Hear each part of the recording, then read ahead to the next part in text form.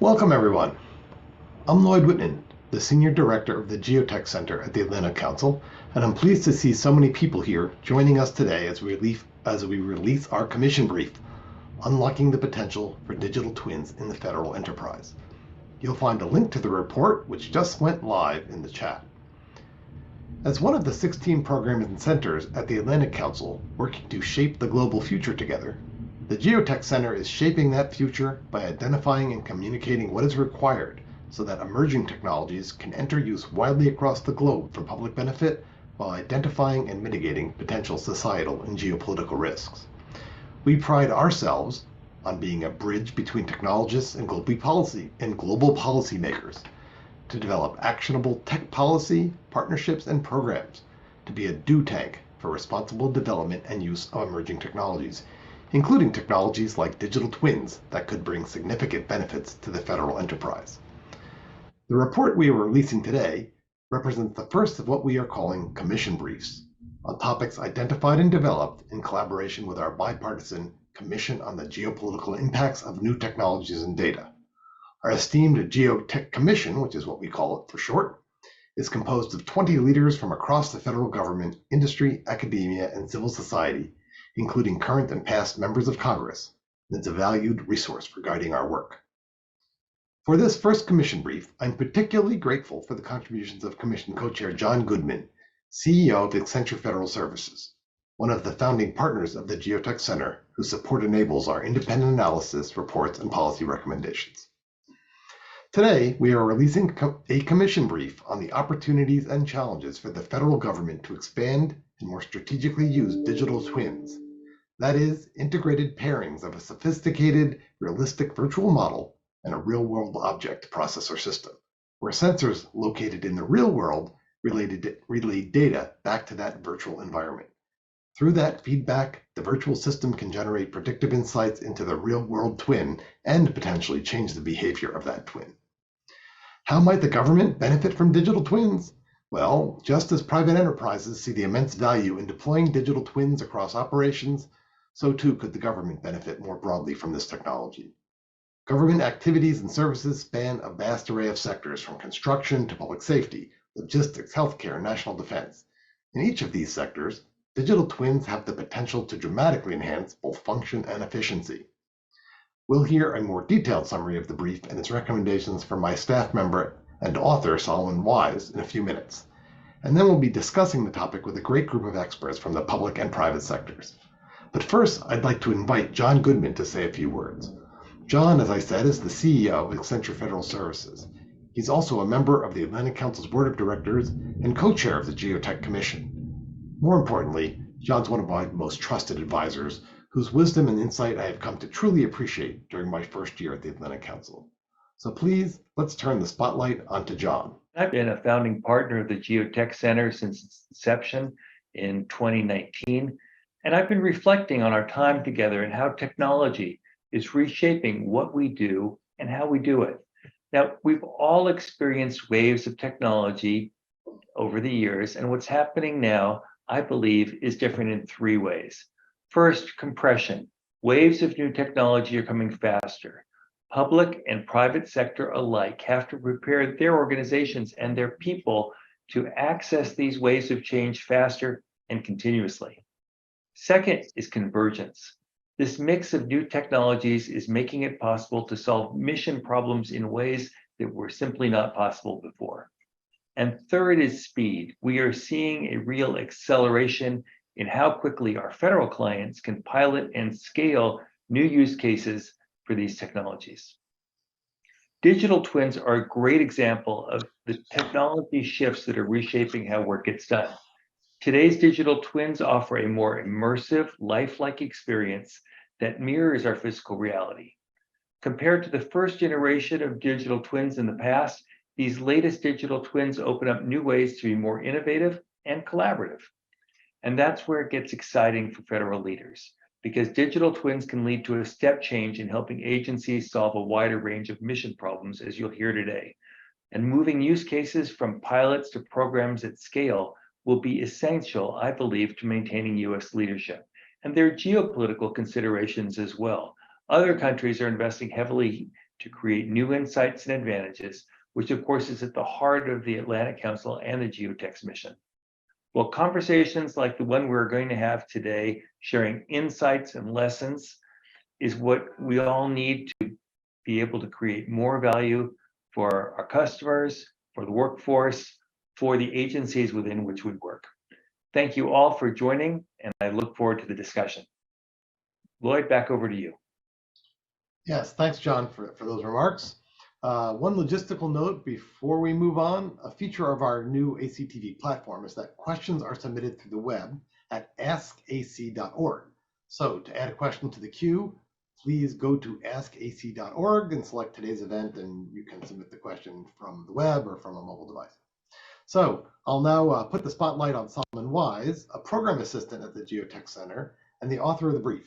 Solomon's interests lie at the intersection of development and humanitarian policy and emerging tech, and he contributes to several projects here at the Atlantic Council GeoTech Center, including within our data divide portfolio. So I'll turn the spotlight over to Solomon. Good day, everybody. Today, I'm delighted to share a report on transformative technology that's revolutionizing our understanding of and interactions with the world: digital twins. To understand digital twins, let's first delve into their definition. Lloyd gave us a brief one, but I'll expand on it really quickly here. A digital twin is essentially a digital replica of a physical entity, system, or process. However, it's much more than just a static 3D model or simulation. Unlike traditional simulations, which often operate independently or in a one-off manner, digital twins are dynamic and they're persistently connected to their physical counterparts. They integrate real-time data from various sensors embedded in the physical object, allowing them to mirror the real-world state and behavior of the object at any given moment. This continuous linkage with the physical world enables digital twins to incorporate real data, model future scenarios, and make predictions.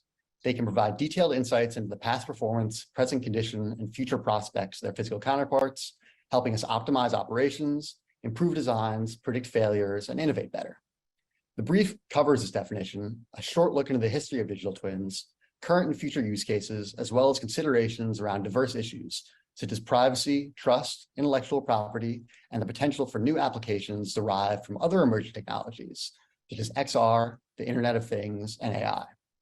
The concept of digital twins, though it may sound futuristic, has its roots further in the past than you may think. One of the first applications of a digital twin was on NASA's Apollo missions, where engineers created simulations of spacecraft on Earth to mirror the ones in space. This allowed them to assess situations and troubleshoot issues without having access to the spacecraft itself. We've all heard of the Apollo 13 mission and the famous "Houston, we have a problem," but many do not realize there was a prototype of a digital twin that enabled Houston to return the crew to Earth safely. Fast forward to the present, digital twin technology has evolved and proliferated across diverse sectors, both in the private and public realms. Let's explore a few of these exciting applications.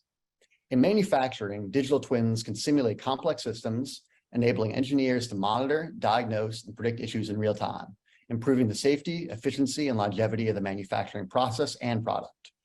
Digital twins can monitor production lines, predict maintenance needs, and simulate changes to improve efficiency. They can also assist in the design phase, testing different scenarios and their impacts before implementing them physically. Digital twins can also help enhance our agricultural practices. One example of this is the creation of a digital twin of an entire farm, which would involve collecting and analyzing data on weather patterns, soil conditions, crop growth, and even the health and behavior of livestock. The farm's digital twin would allow farmers to run simulations and predict outcomes based on different variables. For instance, the digital twin could predict the effects of a long drought or pest outbreak on crop yields, enabling farmers to take proactive measures to mitigate potential impacts. This capability is being recognized and supported at a national level, as evidenced by a $20 million federal grant from the USDA for the AI Institute for Resilient Agriculture at Iowa State University, which will leverage digital twins among other advanced tools. This use of digital twins can be a game changer, helping to tackle major challenges such as food security and even climate change. It represents a future where digital and physical farming practices coalesce to create a smarter, more sustainable, and more resilient agricultural system. Digital twins can also help map infrastructure, including transportation networks, energy systems, and even the way people move through space and time. Our report cites an innovative example of the digital twin of SoFi Stadium, which hosts the Los Angeles Rams football team and its fans. It provides insights into energy usage, people's movement, and resource allocation, offering the potential to optimize facility management. Digital twins also have a number of applications in the defense sector, but I will let our expert from the Air Force, Lowell Ussery, expand on that in his presentation and on the panel. The potential uses for digital twins are vast and constantly evolving. As we look to the future, we see advancements like AI-driven interactivity and immersive experiences offered by technologies such as VR, AR, and XR, and increasing connectivity via the Internet of Things. These developments are paving the way for more advanced and mature digital twins, what we label predictive and autonomous twins. I'll give a brief overview here, but Aaron Kleiner, our panelist from Unity, will delve into the concept of maturity model for digital twins in more depth on the panel. Predictive twins can forecast future states of their physical counterparts based on current and historical data, allowing us to anticipate issues before they arise in a system and make proactive adjustments. This has the potential to dramatically reduce system failures, maintenance costs, and downtime in various applications, from power grids to public transportation networks. Autonomous twins represent the ultimate evolution of digital twin technology. These are digital twins that can not only predict future states, but can also autonomously implement changes in the physical world to optimize outcomes. Imagine a digital twin of a city's traffic system that can automatically adjust traffic light timings to alleviate congestion, or a digital twin of a power grid that can balance loads and manage resources autonomously for optimum performance. Despite their transformative potential, it's important to note that implementing digital twins presents a number of important challenges that need to be carefully considered and addressed. First, let's consider the issue of data quality. The effectiveness of digital twins relies heavily on the accuracy, completeness, and timeliness of the data they utilize. Without high-quality data, the predictions and insights derived from the digital twin can be flawed, leading to suboptimal or even detrimental decisions. Therefore, it's crucial to establish stringent standards and protocols for data collection, processing, and management. The second challenge is related to privacy. As digital twins often require extensive data about their physical counterparts, which might include sensitive or personal information, it's essential to uphold strict privacy standards. We need to ensure that privacy laws and regulations are adhered to and that individuals' data rights are respected. We also have intellectual property rights. As digital twins represent a significant investment of resources and expertise, issues of ownership, usage rights, and monetization can arise. Clear agreements, security systems, and legal frameworks need to be in place to protect the interests of all parties involved and to foster a healthy, competitive market. Last but not least, the issue of inclusion, equity, and accessibility cannot and should not be overlooked. Digital twins may inadvertently exclude those who lack the necessary resources or expertise to use them. This digital divide can reinforce existing inequities and create new ones. It's essential that digital twins are designed and implemented in a way that takes into account the needs and capabilities of a diverse user community. For instance, if a digital twin of a public transportation system is designed without considering the needs of those with limited mobility, it could further perpetuate societal inequities. As such, a broad and diverse group of stakeholders need to be involved in the design and testing process. So, while the road towards harnessing the full potential of digital twins may be fraught with challenges, with a thoughtful and comprehensive approach, these hurdles can be overcome. The goal is to ensure that as we advance this technology, we do so in a way that is responsible, equitable, and beneficial for all. To truly harness the potential of digital twins, a coordinated nationwide strategy is crucial. This strategy would need to include investment in technology and talent, establishing standards for data quality, privacy, and intellectual property rights, as well as promoting inclusivity, equity, and accessibility. In conclusion, digital twins hold the key to a future where we can understand, manage, and improve our world with unprecedented precision and foresight. Their potential to transform our society and economy is immense. As applications of digital twins continue to grow and evolve, so too does the need for a comprehensive federal strategy to guide their development and implementation. Digital twins, when appropriately deployed, could contribute significantly to U.S. leadership, national security, improved citizen services, and a more effective, productive, and resilient workforce. We're now going to play some short recorded remarks from Kyle Michael, Chief Innovation Officer at Accenture Federal Services. Kyle was unable to join us today, but we thank him for his integral role in providing technical expertise in this paper. Hi, I'm Kyle Michael, Chief Innovation Officer at Accenture Federal Services, and I'm pleased to be here at the official launch of the GeoTech Commission Brief on unlocking the potential for digital twins in the federal enterprise. With rapid advancements in emerging technology, the digital and physical worlds are converging. Technologies like extended reality, artificial intelligence, Internet of Things, and edge computing are shaping how we can both create and interact with the digital version of the world. The federal government has many use cases that benefit from the ability to recreate the physical world or processes digitally. This includes processes like supply chain or people movement, and dangerous or complex scenarios like emergency sites management or battlefield logistics. Imagine having a model and a visual representation of a smart city with real-time feeds of traffic, crowds, weather, and threats supported by a range of predictive models that anticipate what is to come. This future is now, and the range is only limited by imagination. Digital twins bring these technologies together to provide a digital model of the unique physical world or processes, and once in place, provides a medium to first track and understand current behaviors, but then provides the ability to perform what-if analysis to optimize. With the ability to stream real-time information into a digital twin and train AI models on historical data, humans can be assisted by digital twins and AI to make better informed decisions. Consider a future world where our most complex federal scenarios have already been captured digitally, enhanced by predictive modeling, and available to your employees or stakeholders to collaborate in a rich, immersive environment. This is a future powered by the convergence of the digital and physical. Certainly, there are challenges that need to be considered with any new technologies, from privacy and security to accessibility. However, with the right ethical approach to incorporate these new technologies, digital twins will provide federal leaders the opportunity to improve and transform the services of the federal government and advance their agency's critical mission. I look forward to future discussions on this exciting trend.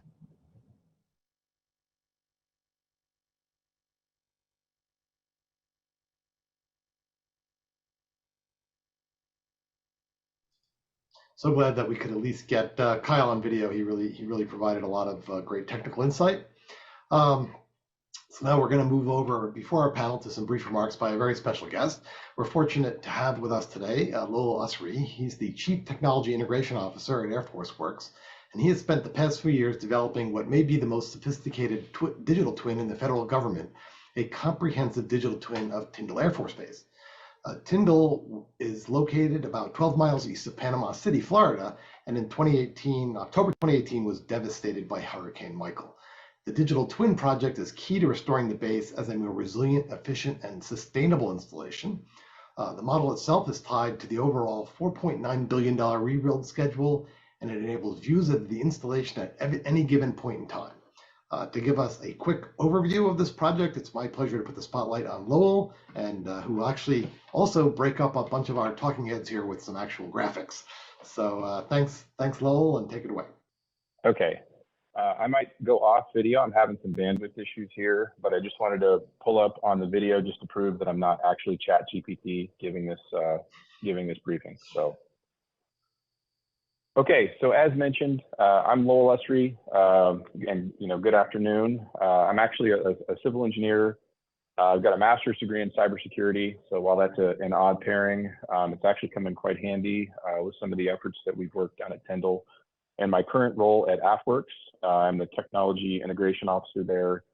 And so I'm helping to take technologies and capabilities and get them into the hands of airmen and guardians so that they can be fielded for our warfighter. So currently based in Austin, yes, it's quite hot there. And formerly, before that, I was also in another hot place down at Tyndall Air Force Base, where, as Lloyd has mentioned, we got a pretty rude awakening several years ago. So I think, Lloyd, you were going to show the slide, my slides, is that right? Yeah, it's displayed now. Yep. So it is. Okay, great. So the slide that I've got here is actually a screenshot from our digital twin. This is the flight line. And so this is actually not a picture, which I think is pretty cool in the level of detail that we've got here. Some of the facilities that you see on this screenshot actually are physically there today, but many of them are not. Many of them are part of that $4.9 billion rebuild that Lloyd mentioned. Many of the hangars are not. The hangarettes, the pavilions that are out on the flight line that provide much needed respite to our maintainers as they service aircraft, those are not there. And so just a initial use case of planning this overall large bed down was to look at, how do we integrate all these different pieces of equipment facilities, maintainers, weather, etc., onto a very busy flight line in a very small piece of land. So we started with the definition. The definition that we've been using is that it's a near lifelike virtual representation of the physical world. And so that's the digital twin that we've built at Tyndall. So you might be asking why. Of course, as mentioned, Hurricane Michael came through in 2018, did not obey the posted speed limit, came through with wind speeds much higher than were previously anticipated. Wind speeds up to 155, some say 165 miles per hour, with storm surge approaching 16 feet to the southeast on Mexico Beach. And so as part of that, true devastation, literally every facility was damaged, and more than half had to be replaced. As part of that, rebuild effort, Secretary Wilson came in and said, we're going to rebuild the base. Not only are we going to rebuild it in the instance of what we had before, we're going to rebuild it as the installation of the future. We're going to bed down some F-35 squadrons, which is the latest generation fighter in the Air Force's inventory. And all while we continue to execute the existing mission at Tyndall Air Force Base, of which there's quite a large one. So what did we do to build this? We realized pretty quickly that if we were going to get to a installation of the future type reality, we would likely need to digitize our installation for the whole host of use cases. And I'm not going to try to go through all those now. Some of them have already been discussed, and I'll discuss a few more here in the next couple of slides. But really the first step here was to digitize the environment, to understand what was happening with the coast, with geology, with our digital elevation models, existing infrastructure like our geobase, utilities, water lines, electrical lines, etc. So we ingested quite a large amount of information just from the perspective of digitization of our existing assets. Another value of this is to centralize that information into a central location so that you have this one single enduring source of truth. We wanted to democratize this. So once you have all that information in one place and you're able to see it in a very appealing graphical user interface, it becomes much easier to get to it and do things with it. So folks are much more likely to utilize that data in that digital twin environment. In the past, we had drawings that were put into, CAD drawings on sheets of paper, stored in floppy disks in closets or offices that never got touched once they were delivered. So we think that not only does this enable a whole host of use cases, but it will also encourage people to actually use this tool. So we ingested all that information. We filled in some of the gaps with photorealistic LiDAR, different sensors and capabilities to go through and take, scans and pictures of all the interiors of facilities, roads, exteriors of buildings, etc. And then we integrated BIM. So BIM is building information models. Those are all of the models that construction contractors use now to build their buildings with. So it's a lifelike CAD, computer-aided design model. And so we're integrating those actively all into our single platform. And for our use case, we actually utilized Unity. So Unity is a gaming engine. I think most folks here probably are familiar with what they do. And they were the one that we picked because we thought that they had the most mature capability at the time. Use cases. I often say to leaders when they ask me about digital twin, what are the use cases? And I say they're limitless. I really believe that they're limitless. It's really only limited by the imagination. There's a ton of bed down planning use cases. Does this aircraft even fit into a hangar? Think of a dispersed, command environment where you've got facilities scattered across island chains, for example, and you're trying to understand if things even fit in those different situations. And without in the old days, we'd make a phone call. We might look at paper drawings to figure out the answer. Now, with the digital twin, you could do this instantaneously. You could even automate those analyses. From a resilience perspective, obviously, Tyndall's located on a peninsula in a very delicate part of the country. So understanding how coastal hydrology might be affected if there's a storm surge event or some other natural disaster, obviously is very valuable. building this thing in a gaming engine where you can actually do modeling and simulation is really helpful, and something I think that should be considered as we build out more of these in the future. And then even just user acceptance testing on the bottom right here with design optimization, having users come in and see their facilities in that digitized space before they take acceptance or before they agree to, you know, a 65% or a 95% set of drawings is really, really helpful in eliminating mistakes before something is actually built. We've seen that be really helpful in the constructions as we're moving forward at Tyndall. A couple other use cases, I'll probably just go into this bottom right one, AR facility insight. Another thing that's been really interesting, once you have that information digitized, you can now take augmented reality, you can take a tablet, and you can bring it through a facility where you've got the BIM, that building information model already, and you can literally put on Superman X-ray vision and see inside those walls to understand where conduit is, to see where structural elements are, to see where water pipes are, and that helps you understand what's happening inside of your facility. So there's a ton of insight that can be gained from that capability post-construction, and then also pre-construction. Is something being built the way the drawings say they should be built? And so the Corps of Engineers is actually using this as the construction occurs as well. So again, tons of use cases, really can't be overstated. And I think that's it for this presentation. Lloyd, I really appreciate you having me and allowing me to speak about what we did at Tyndall. Great, thanks. And I want to congratulate you on the tremendous progress that you and your colleagues at AFWorks have made on this project and the Digital Twin HoloLab, and look forward to hearing more from you on our panel. There's a question which from the audience about some of the security issues, which I think we'll touch on in the discussion. So joining Lowell on the panel will be Aaron Kleiner, Miranda Lutz, and Adam Villalobos. Aaron is Head of Global Government Affairs and Public Policy for Unity, the world's leading platform for creating and operating interactive real-time 3D content. And Unity is a key partner to organizations around the world that are building and deploying digital twins, including partners in the federal government and across regulated industries. Miranda is joining us as the Director of Public Policy at the XR Association, which leads the way for responsible development and adoption of XR by convening stakeholders, developing best practices in research, and engaging in advocacy and around XR policy.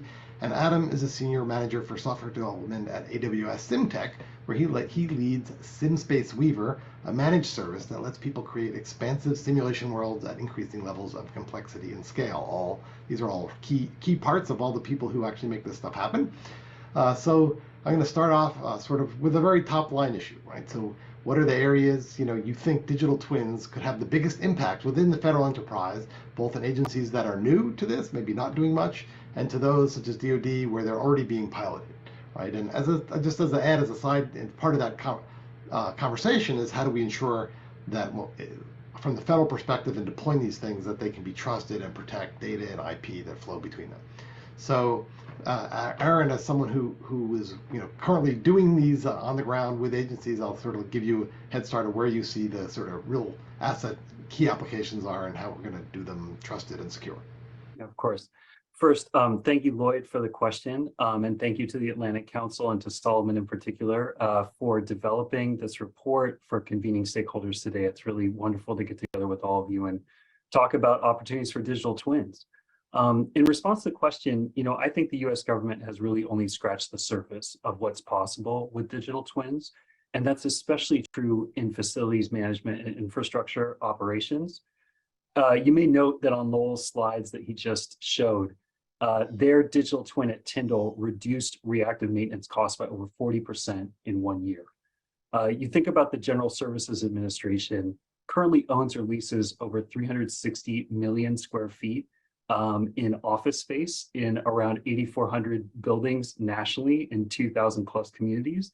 That's a significant amount of maintenance. There is likely considerable opportunity for savings, and digital twins can help, particularly in that regard. Tyndall is interesting because it's a cradle digital twin. It was born a digital twin from the ground up, which unfortunately was a result of a natural disaster, But nonetheless, they're showing us at Tyndall how you can think about digital twins, think about digitization through design all the way through construction and so forth. We think this strategy should really be the norm as GSA and other government agencies look to modernize and upgrade facilities.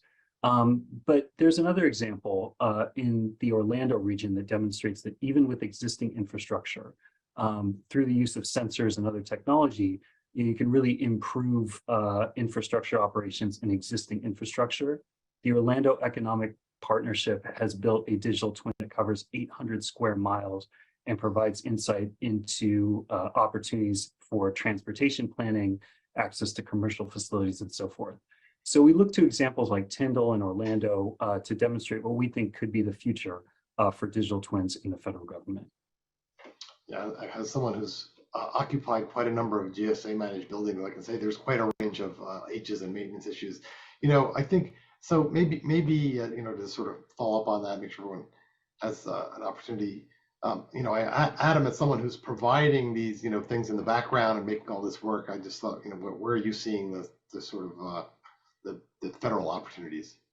Yeah, we've seen a lot of interest, customers asking us for better ways to do disaster planning and city planning. Just echoing what Aaron said, though, I think one of the challenges we see people run into is, there's a lot of upfront work to get these simulations running, to get everything kind of moving the way you want it to. And people need help with that, getting that data together and getting these simulations. And we see a lot of value, even with low fidelity simulations, where you can just simulate some amount of crowd movement, for example, to just identify some upfront bottlenecks. And then as you increase the fidelity of that simulation, you just see more and more value come from it. So, in the pedestrian case, you're looking at crowds. The second you add traffic into it too, suddenly you can start seeing, okay, how the lights are moving now affect how people are pathing around, right? And that changes some of the decisions you may make on, what roads you close for, even something as simple as trying to figure out how a stadium clears out after a big event. And even events like that have a lot of parallels to disaster planning and the other use cases we've seen. So I think just around the city planning area, we've just seen a lot of interest in that. That's really interesting. And I know, XR sort of sees it all, right? So because you look at the hardware side and the software side, and so what's where are you seeing things that haven't perhaps that haven't been mentioned, other areas?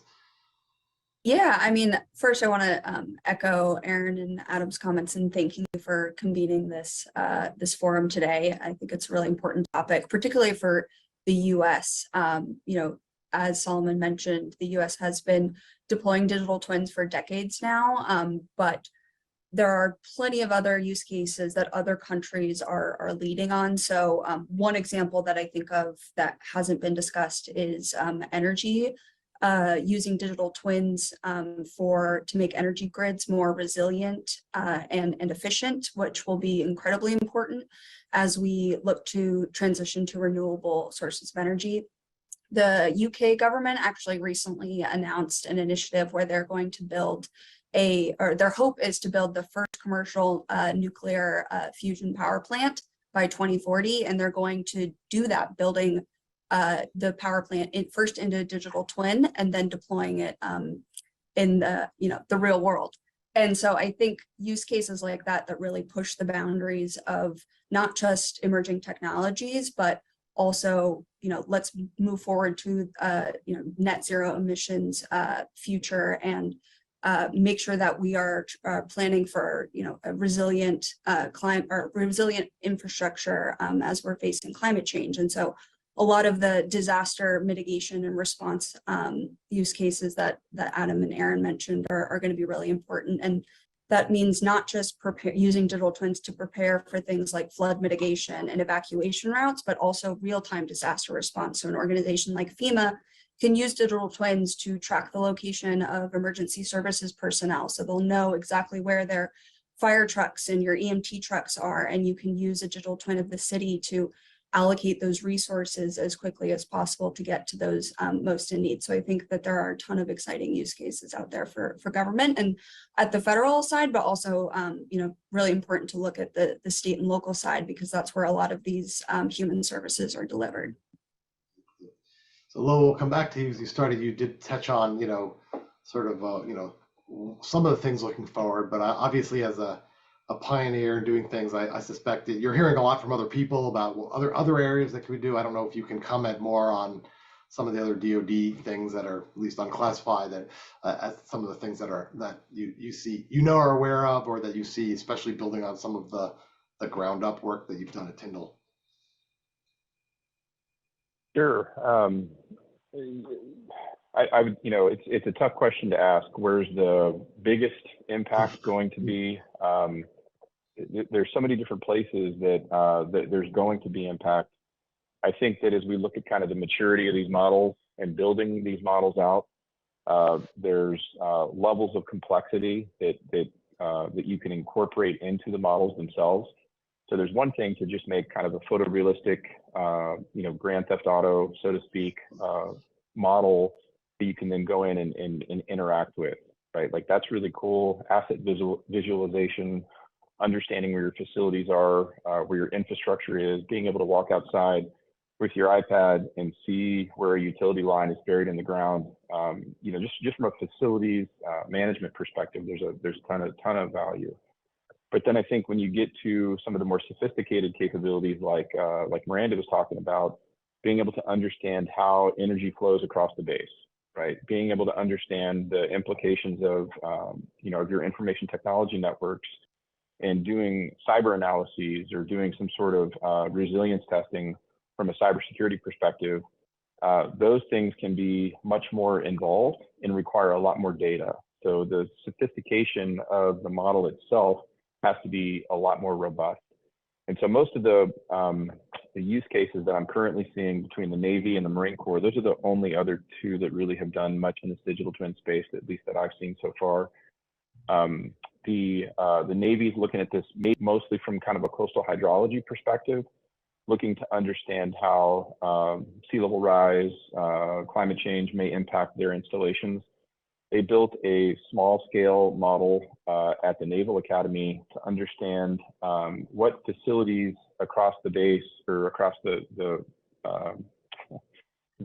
campus might be affected by sea level rise. And they're trying to get ahead of the Milcon curve, because it's quite long, 5 to 10 years to get a project built. So they're trying to get ahead of that curve and understand where something might be underwater before it gets underwater, so that way they can go out and ask for money to go rebuild a bridge or whatever, for example. Marine Corps is using it to kind of understand the nature of facilities scattered across all the different Marine Corps bases across the world. As you can imagine, as they are considering preparation for conflicts, they need to understand how many people they can put in those spaces, how many people they could bed down, equipment, things of that nature. So I'd say right now we're mostly focused on kind of that facility management perspective. However, I think to the point, it's really just scratching the surface. One of the things that I really wanted to do at Tyndall, but we couldn't quite get there, was to make a physics-informed model. So because we have the BIM for some of those facilities, and by the way, it's not just brand new. So I think that Aaron said that it was a completely clean slate. It's not. About half of the facilities remain. And so we went and digitized existing buildings, and we're including new BIM models. So it's a bit of a hybrid. But in either case, what I wanted to do was take that the actual mechanical, structural connections, things of that nature, to understand how a facility would react in the event of a wind speed event or some sort of flooding. And if you have the details and kind of those structural connections, the materials that are used, which we have in BIM now, you can actually start to simulate how a facility might react to a certain wind speed. And so then you could go through and say, okay, well, what if there's a Category 6 hurricane in the future that's 180 miles an hour? Which of these buildings will remain? So there's a lot more things that you can do, because we're built in a in that gaming engine that we've only really scratched the surface with. So something that's come up a bit is the data issue, and a couple of questions related around some of these things. Clearly there's a potential, and in the commercial world where people have there's been a lot of work on manufacturing twins, for example, and there's a lot of data flows between the virtual and the real world. And I'm curious, where is that in some of the federal use cases? I don't know how much in Tyndall you have some, data, or you're having, or in the future will be having data going back and forth from the real world into the virtual world. And in terms of, the people work on the infrastructure side, Unity or in AWS, how do we make sure that, if we're making decisions that the simulation, we can trust the simulation? How do we make sure that we don't review, and obviously I don't want in this conversation to create or reveal vulnerabilities either, but how do we make sure we can trust those things? How do we keep the things secure that we need to be secure? How do we bake those kinds of things? Where in these pipelines do we bake that in? I don't know who has to take that first. I'll just say a couple things. Where or when immediately, right? I mean, this has to be built in from the very beginning. I mean, that's good DevSecOps principles as you're building something. When you start to put together all these pieces of information to a single place, as you can imagine, there's a lot of information revealing vulnerabilities, revealing critical information about a facility, especially in a DoD installation like a military base. We have to be really careful. So the cybersecurity that surrounds what we do, the physical security that surrounds where we host that information is really, really, really important. And I don't know that we have it all figured out yet. So we're in the process of developing an ATO, or an authority to operate, for our digital twin. And that's part of the risk management framework that all DoD has to go through in order to operate on the network. But part of what we do in that, through that process, is to understand what security concerns we've got. We characterize the system, confidentiality, integrity, availability, to understand, kind of how we're viewing it and how important these different components are. And then from there, make good decisions about where we're hosting that data. Right now we've got classified data in, AWS GovCloud servers today that are IL6 certified. So it's not that we can't host it. It's just, how do we do it responsibly? How do we then create ways to access that information? How do we keep it out of the hands of the bad guys? Those kinds of things. So there is a ton of there's a ton of work and brain cells that needs to go into the space. So, anybody else want to add on to that? Just jump in. Well, I'll just to add to the points that are made, that have been made, which are excellent, and just add that, as a technology provider, we depend heavily on our customers to share with us the nature of the data that they intend to flow through the twin, which in turn informs the steps that we would take to mitigate associated risks. So we think it's really important for there to be a dialogue between the government customer and the private sector provider, rooted in frameworks like the NIST cybersecurity framework, or DoD specific or agency specific cybersecurity requirements, to ensure that we're addressing the risk and putting in the right mitigations. Yeah, only thing I'll add to that too is I think it's also important to have sets that people can develop these capabilities on that don't use classified data. Like having this development get started, being able to experiment around with stuff without having that, actually sensitive data be something that we're using is really the best way to keep that data secure. Is don't use it until you absolutely have to. And that's a key part of the strategy I've seen for people who've been able to develop these capabilities.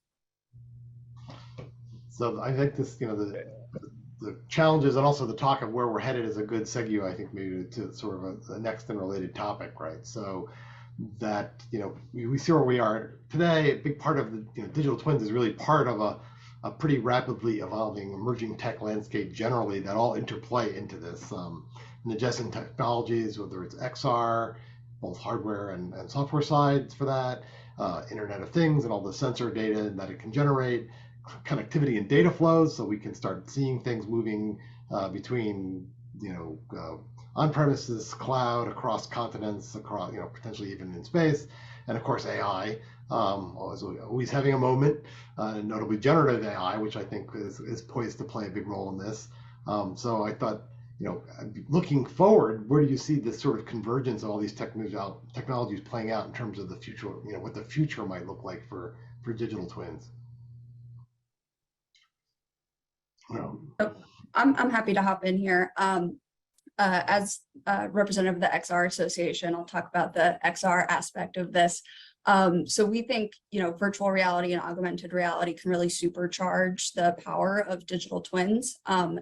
If you think about how important it is to have human-centered design, the ability to immerse yourself in a digital twin can help you to iron out lots of kinks in the design of everything from a car to a hospital facility right from the start. So I was actually earlier today at Booz Allen Hamilton, and they are developing a digital twin for the VA for construction of VA hospitals. And so they're using VR to test those digital twins to make sure that it's accessible for people with limited mobility, which is obviously a top concern for the VA, that evacuation routes are clear and people can easily navigate through the halls of the hospital.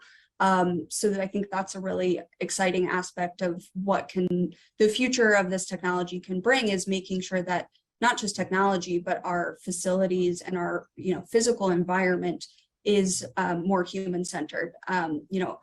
Also looking at generative AI and the potential to have a library of digital objects that can be used in different digital twins. I think that could potentially be helpful to help scale some digital twins, which is going to be a challenge in the future.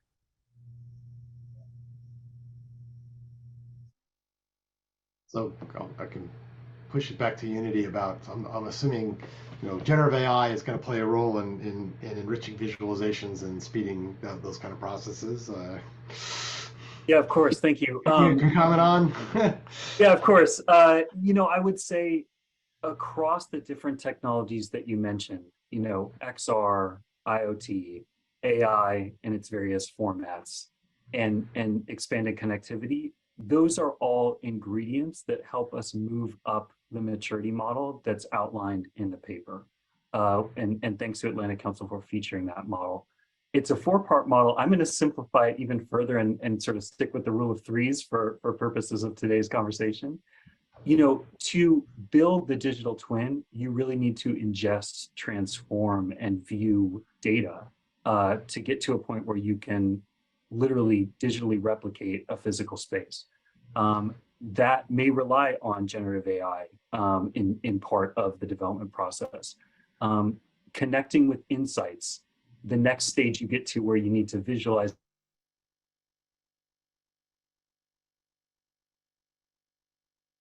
enhanced by using an XR headset. And then finally, to simulate, optimize, and automate through predictive and simulated DTs. That's where you may rely on AI for analytics. You may rely on a headset to deliver the analytics in real time to you. So this convergence, it sort of lands at all layers of digital twin maturity, but it's critical to getting us to more sophisticated twins like the one that we see at Tyndall. Hey, I'll piggyback on that. So great points, Miranda and Aaron. And then just kind of going back to the sandbox piece of this. Adam, you mentioned the ability to build apps or build capability in a sandbox with data that's not problematic. I think that's really important. That is something that for sure, kind of on the government side, we want to enable. But I think to get back to Lloyd's question, where do I see this conversion?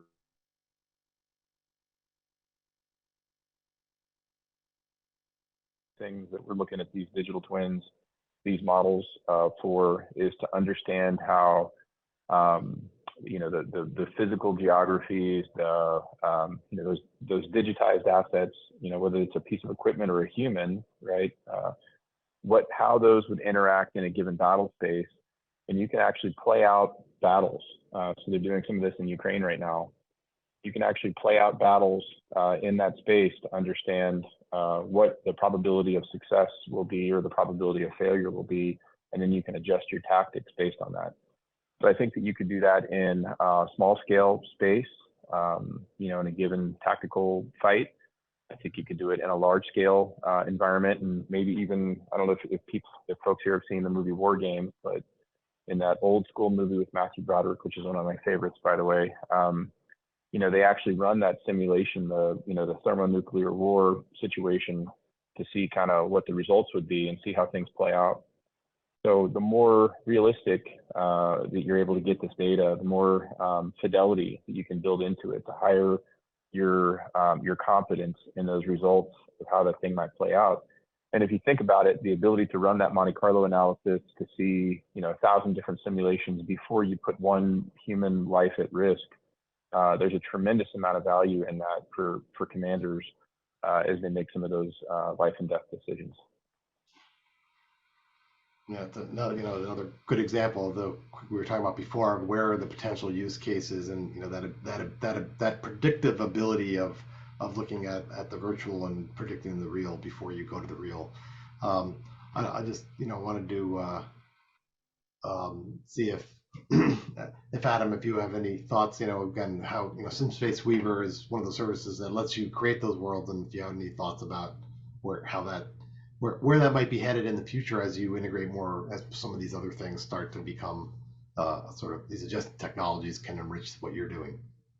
Yeah, just echoing all the points Lowell mentioned there. Some more specific things I haven't heard yet. So for the Gen AI in particular, there's always a big content problem of generating content. You have one building, you need 10 different types of buildings. It's very expensive to have people go in and build all these things. We're really hoping to start to see generative AI be a bigger factor in that, being able to create different scenarios, generate those, allow people to do more with less people. The other part of it is another point Lowell mentioned is tagging this data. The idea of having a visually, accurate wall is very different than understanding the composition of the wall, especially for, simulation purposes. And we see this as a big problem for a lot of simulations because it's very expensive to go back, take these visual models and try to tag everything correctly. Another quick example is we've seen, satellite data is great for mapping out the roads, but if you have a tree in the middle of it, it's hard to know pedestrians can walk under that tree unless someone goes and manually fixes this data up. So we're also hoping a lot of AI, including generative AI, can help us put this together. For IoT, echoing the points people mentioned before, once you get that real data in, that allows you to go back, cross-reference that, make sure that your scenarios are accurate, make sure the simulations you're running actually correspond to the real data, as well as to create these real-time models and kind of these operational consoles and views that allow you to make decisions in real time. And then the last part, for Miranda's point for XR, being able to interact with a simulation allows you to train, allows you to, get more value out of those. And going back to the cloud computing part that we work on, in order to interact with those in real time, it just costs a lot more compute. And we need a lot better fidelity to be able to run these complex simulations, see them all together and interact with them from, some of these headsets in real time. Great. So I think, we only have a little bit of time left. I want to sort of think about, what does it take to move forward, right? At the end of the day, tech requires people have to deploy it, people have to use it. We clearly have use cases in the government now. In our report, we call that, the government should really have a digital twin strategy, but, to expand and scale those. And so, I'm actually going to build in one of the questions here from the audience is that, the fact that digital twins suffer from the fact that they're useful for so many things. How does the government go about choosing which the way this questioner put it is the risk of struggling to find a single champion, or they hit requirements are likely to be held up by PEO is a very probably executive office is a very DoD centered question. But the bottom line is, so what's the advice you would have for your colleagues in the government, in the case of Lowell or others, as to what is it what is it going to take? What are the key elements to actually getting more of these things to happen? Well, I'll start with you because you've seen it, and I think you've said a few of them already. So, yeah. Well, in the case of Tyndall, it took an unimaginable natural disaster hitting the base in order to get us to a place where I could even go and propose it and potentially get money and make it happen. And even then, and even today, we struggle with that exact question. I don't know who asked that question, but I wonder if that's a person from Tyndall, because those are the kinds of questions that we face right now. The ownership piece, a good digital twin serves everybody across the base. And so who owns it? Who should be paying for it? That's a good question. I have a perspective, my own personal opinion, but I'm not going to, I won't pitch that here. I guess what I would say is to anybody that's out there watching, you are a citizen, you've got a congressman or a congresswoman, congressional inserts are a thing. Go talk to those people and advocate for, your elected leaders, and go advocate for this. And see if we can't get funding to flow down, and then we put these into place. The big thing that I would advocate for, and this is just my soapbox here a little bit, interoperability, development of standards, development of ConOps for deployment of these things, so that they can connect to each other, so they can talk to each other, so that they're useful to higher level headquarters, to combatant commanders. Being able to see all of these different twins in a single environment without having to open up, Unity and then, a different program or a different program, and then try to figure out how to make all those things synthesize in your head, we'd be kind of going backwards, I think. So the idea would be create the standards, create working groups. I think what you guys are doing at the Atlantic Council, trying to shed light on this issue, specifically with respect to facility level and digital twins, is really important. So call your congressman and think about standards. Advice for anyone else? Anyone else want to jump in quickly?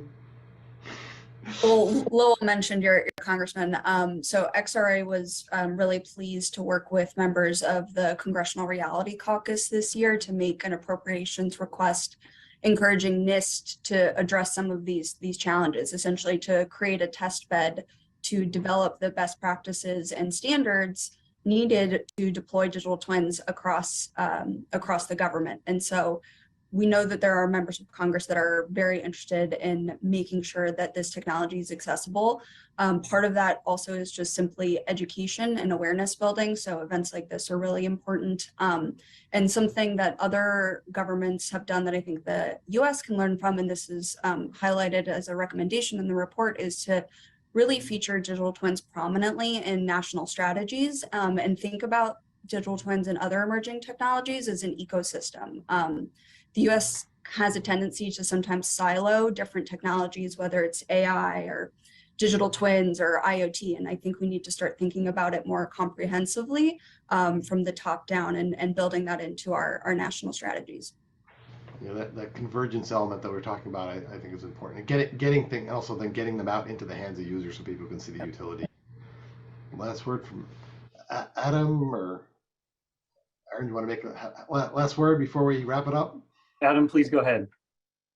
Just gonna echo everything people say, make it more accessible, get it into the hands of people so they can create prototypes to generate kind of that goodwill from leadership to make that commitment, to make it happen.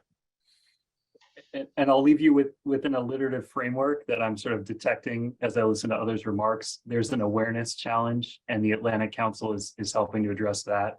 There's an access challenge, and we need help within the federal government to ensure that deployers can get access to the technology.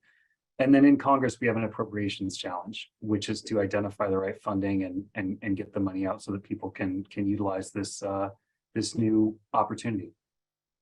So that's a great effort. So that's a great combination of awareness, access, and appropriations. All right. So anyway, that's great. I think we're about out of time. I want to thank you all for joining us today. The always professional Atlantic Council events team, my staff for help making this event happen. I hope all of you found this discussion valuable. We'd be happy to assist you with any follow-up questions or connections. You can follow us on LinkedIn, Threads, and the platform formerly known as Twitter. And with that, have a great day, and feel free to share the link. This is a recorded video, and share it with others.